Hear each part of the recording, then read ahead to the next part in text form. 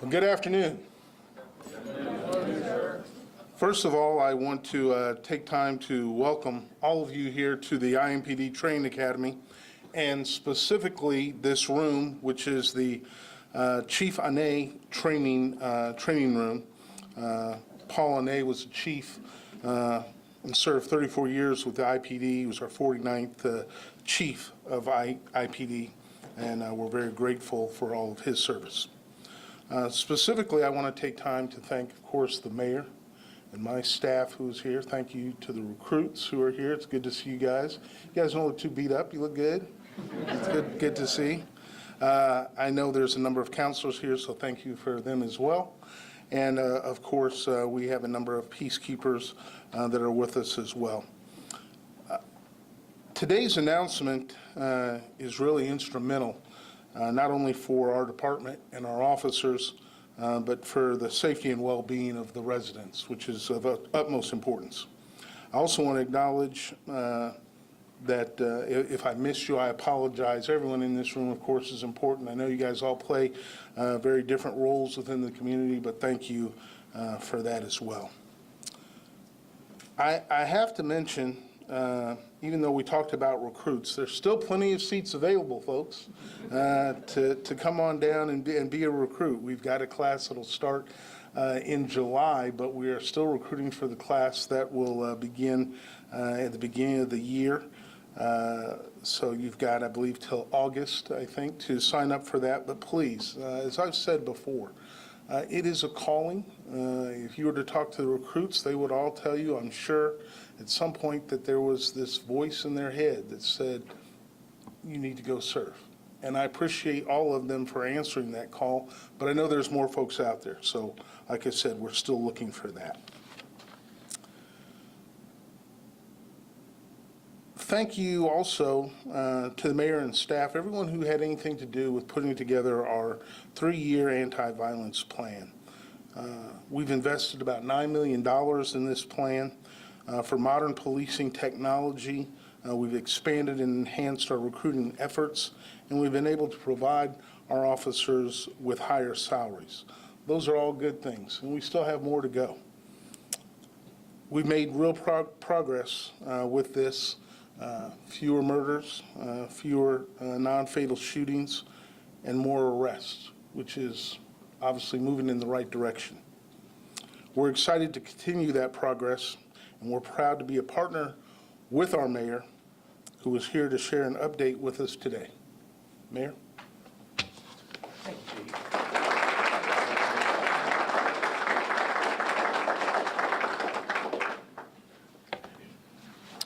Well, good afternoon. Thank you, Chief Taylor, for that introduction. Thank you to everyone joining us this afternoon as we unveil this major addition to our public safety strategy.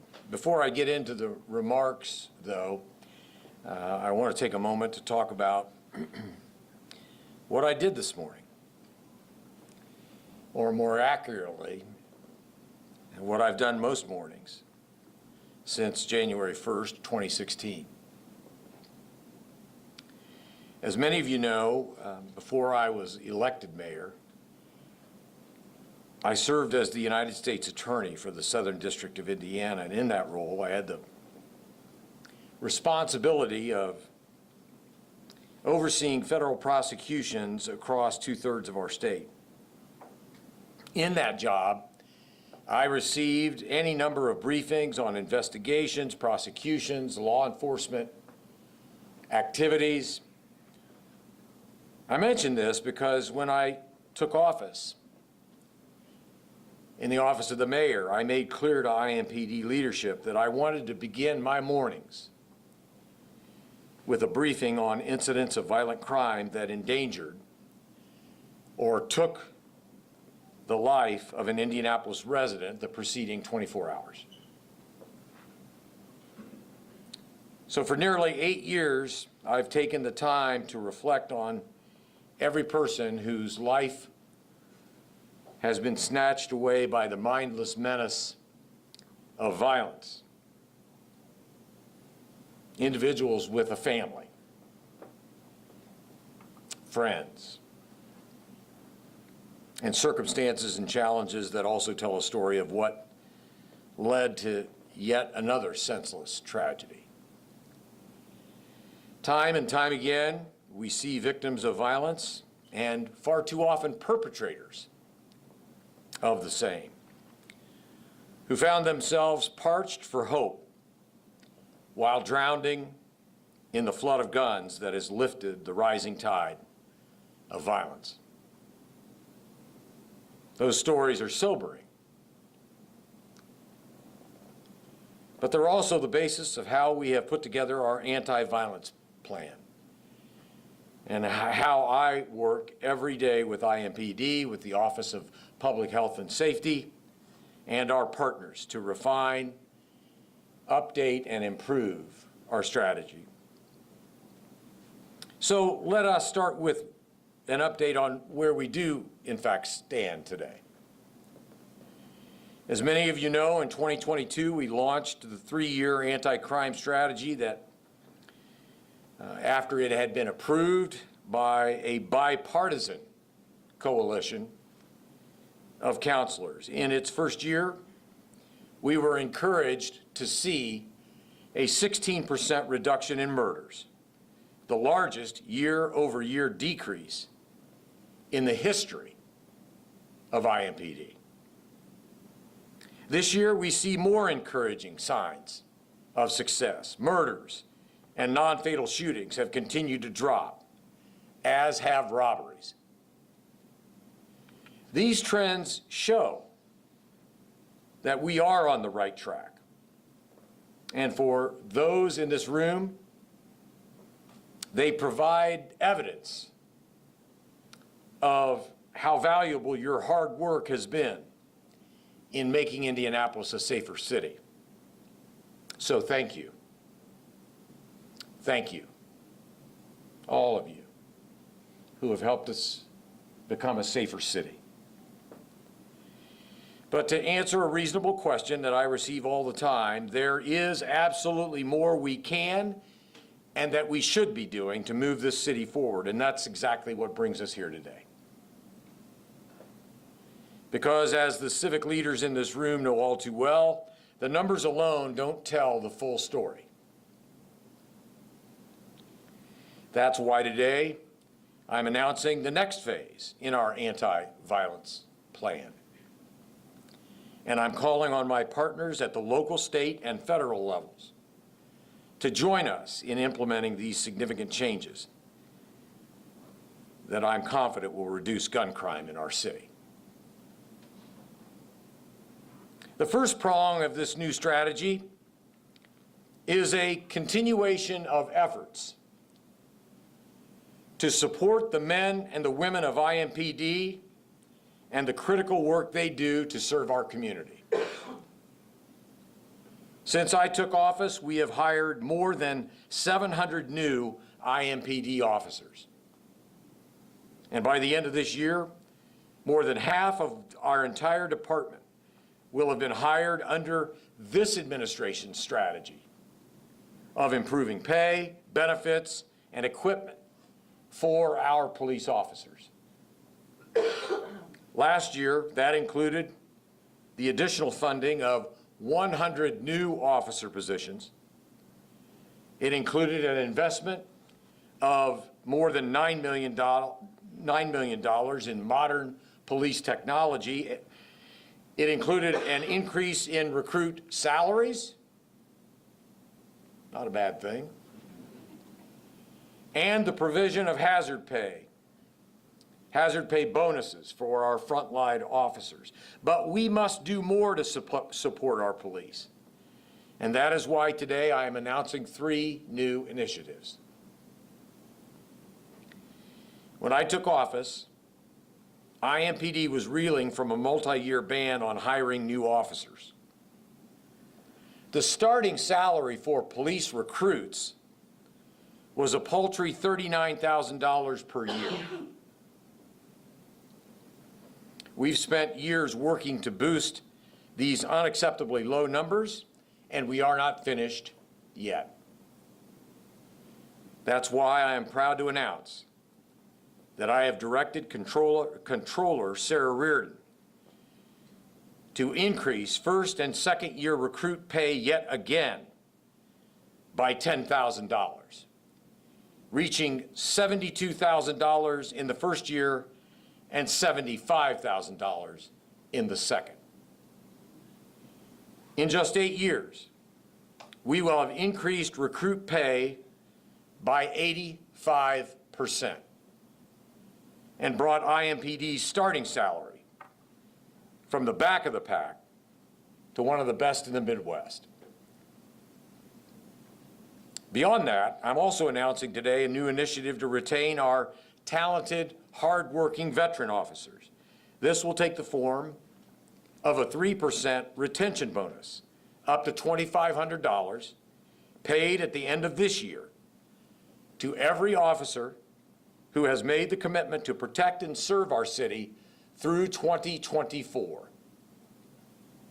These investments, coupled with new resources to help the Marion County Sheriff's Office hire and retain deputies at our community justice campus, will send a clear message.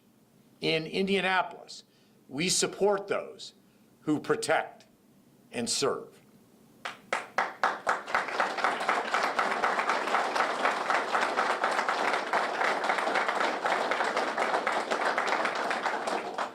And finally, I want to refer to one of those stories I mentioned earlier, specifically the heroism of all those involved in the recent case in which a gunman opened fire on IMPD officers with a military-style AR-15 weapon, wounding Officer Phelps and Officer DeLeon. That incident was the result of a task force organized around investigating and arresting those responsible for the illegal possession and sale of firearms in Indianapolis. These task forces have been invaluable, and I supported their efforts across the state when I served as the federal prosecutor. The day of the incident, I left the hospital after visiting these brave officers, and I immediately called the United States Attorney, Zachary Myers, a former colleague of mine at the Department of Justice.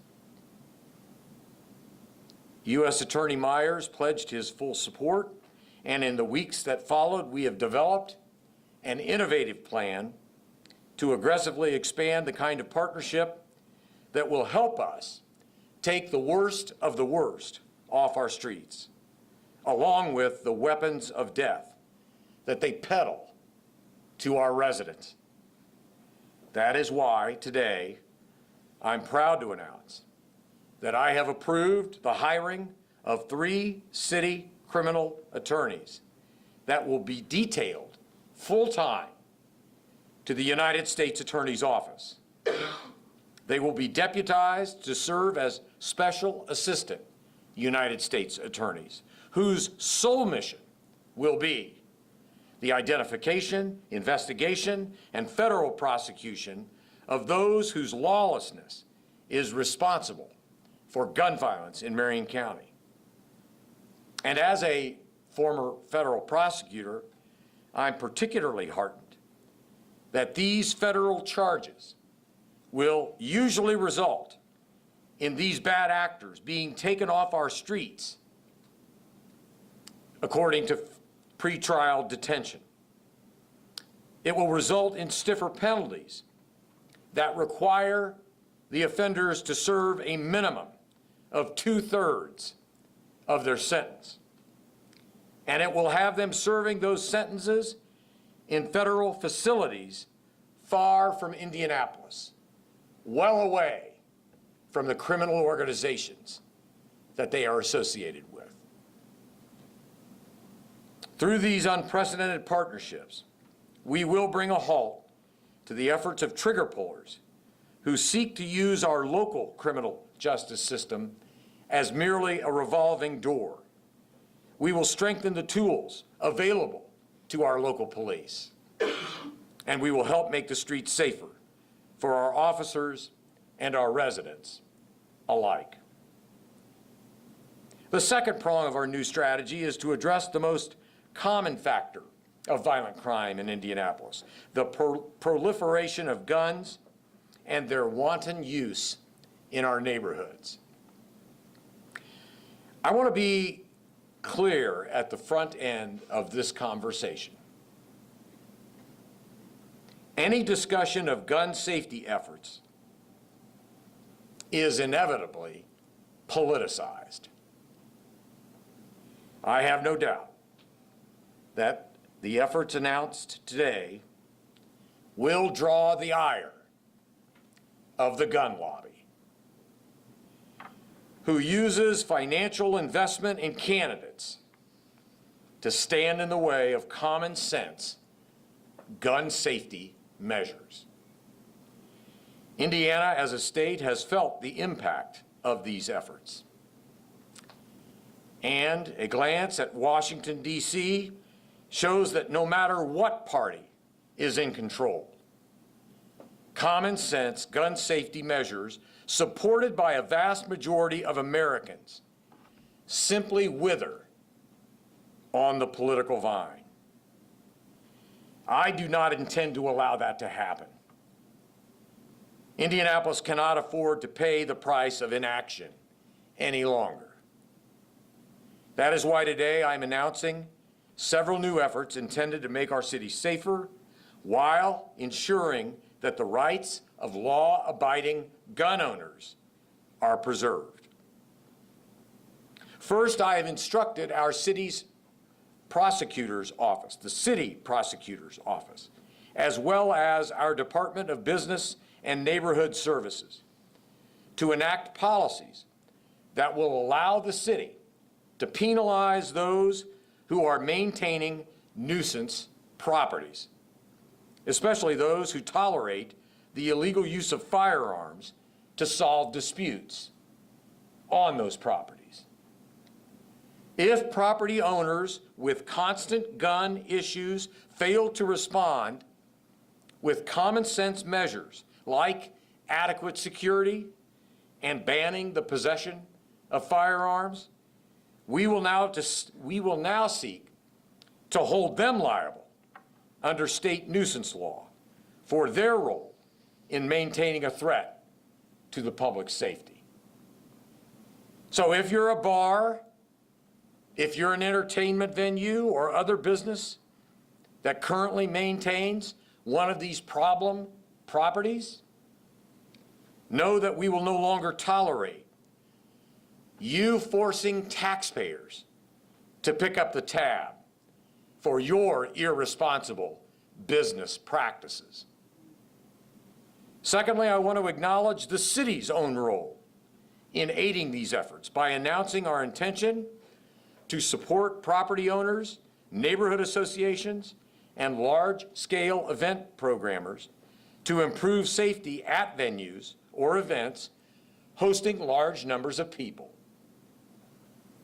I have heard from businesses and neighborhood groups who are frustrated that even if private businesses ban the possession of firearms on their property, bad actors may still be overserved and armed outside on crowded streets and sidewalks.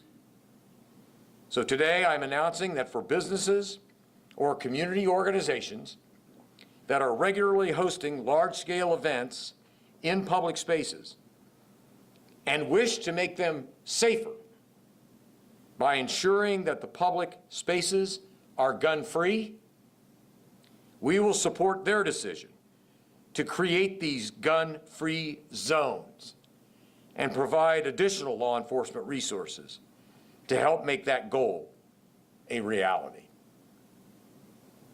Now, before I talk about the third part of our gun safety strategy, let me address the elephant in the room. While the two actions I just announced are meaningful steps toward a safer Indianapolis, they are also carefully crafted policies due to state laws and their sweeping preemption of gun safety policies, even those supported by the vast, vast majority of residents of our city. This preemption policy was pushed by the gun lobby, and it became a litmus test for those who sought elected office. Well, it's a bad policy.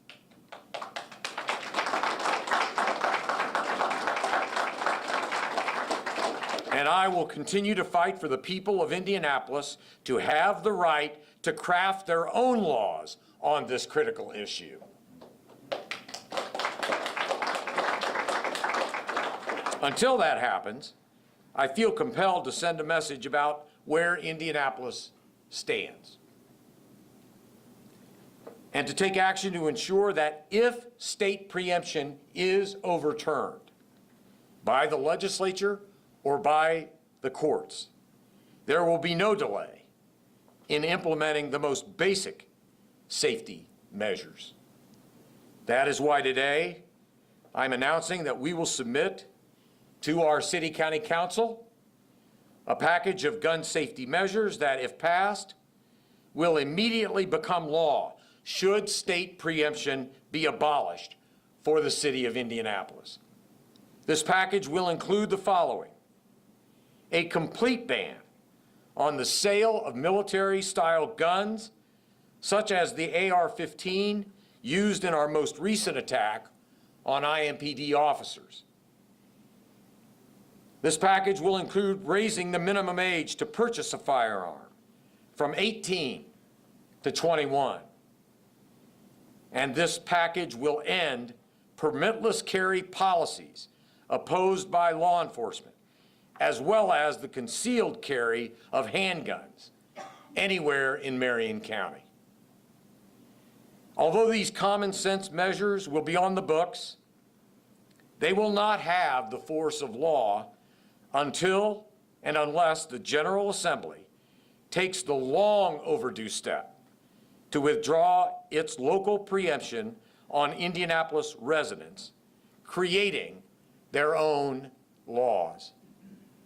I call on all those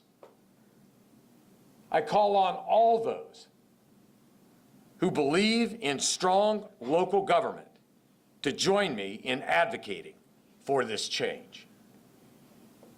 And finally, the third prong of our anti-crime strategy revolves around the continued expansion of our grassroots, neighborhood-based violence reduction efforts. As many in this room know, one of the first things our administration did upon taking office was listen to what we had heard from both police officers and social service providers. And that was, for too long, Indianapolis had asked its police department to oversee and carry out programming well beyond the scope of law enforcement.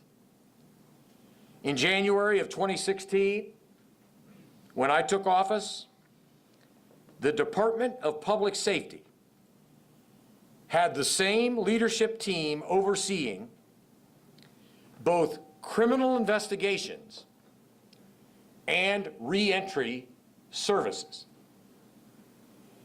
The Department of Public Safety leadership team had to manage police technology needs and ordering enough kitty litter for the animal shelter.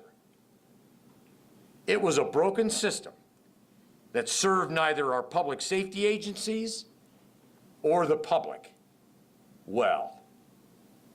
As a result, we slashed bureaucracy and created the Office of Public Health and Safety, ensuring that civilian staff overseeing community programming was working with our frontline officers, rather than asking them to use their invaluable time to work on these critical programs. Secondarily, we dramatically increased funding for grassroots groups working to break the cycle of violence. And in our first 4 years, we doubled the amount of funding available for nonprofits working in our neighborhoods. While we saw progress in those 4 years, none of us anticipated the dramatic increase in need created by the global pandemic. But thanks to the work of Congressman Andre Carson and others, the American Rescue Plan provided Indianapolis with a generational opportunity to invest in our neighbors and in our neighborhoods. Last year, we deployed millions in new funding for social services, as well as targeted programming aimed at reducing gun violence. This included the hiring of 50 peacemakers and a rapid expansion in support for grassroots organizations. Obviously, the reduction in numbers of murders has garnered much of the attention. But some of the other numbers generated by this programming are also worthy of note. In 2022, city-funded violence interrupters engaged in nearly 700 interactions aimed at avoiding violence, with nearly 1/3 of those situations involving guns. Nonprofits such as Outreach, Inc. have turned new grant funding into expanded scope, with more than 450 youth and young adults working through their service center and YouthLink diversion program. While nearly 1/3 of those young people had prior convictions, more than 80% have avoided recidivism during the grant period.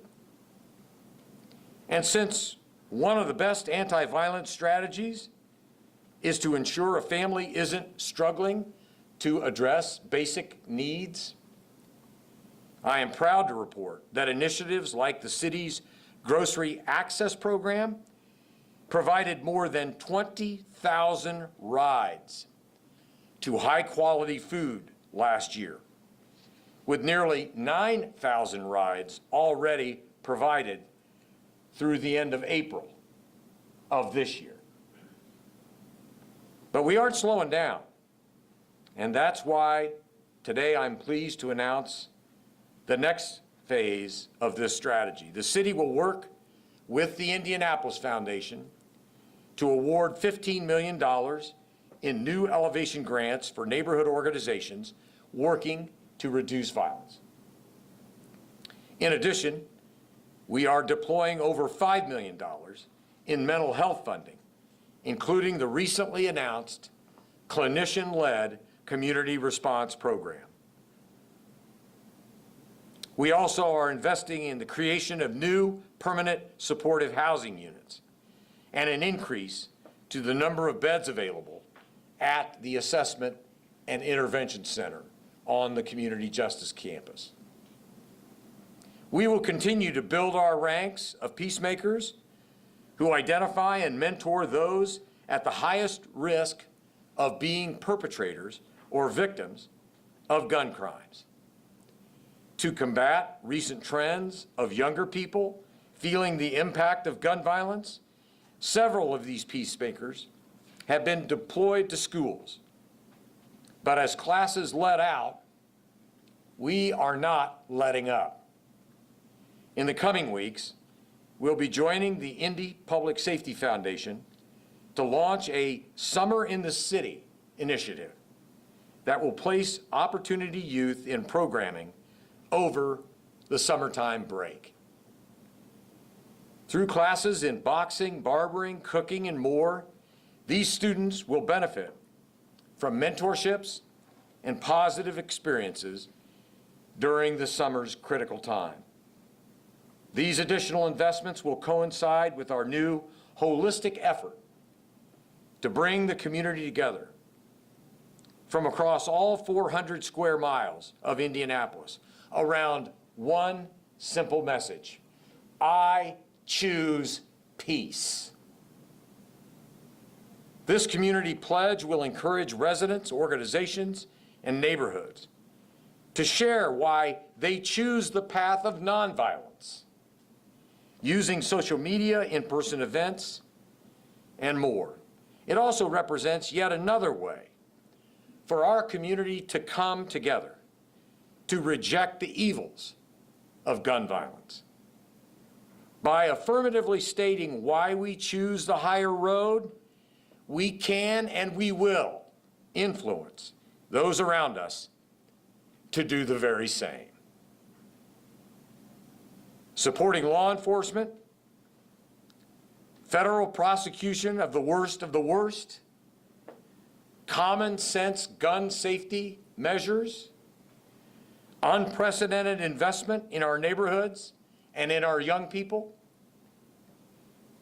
I recognize that this update has been a lot to take in. But I also want to be clear that the breadth and the depth of these efforts are touching the lives of countless residents.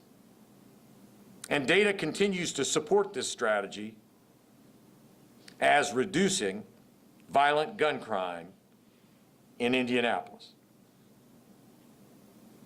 One of our city's great poets, Mari Evans,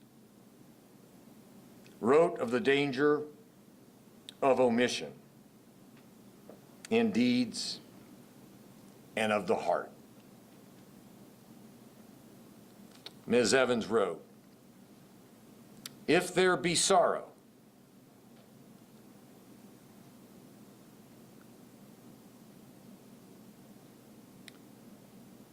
let it be for things undone, undreamed, unrealized, unattained, and to these add one,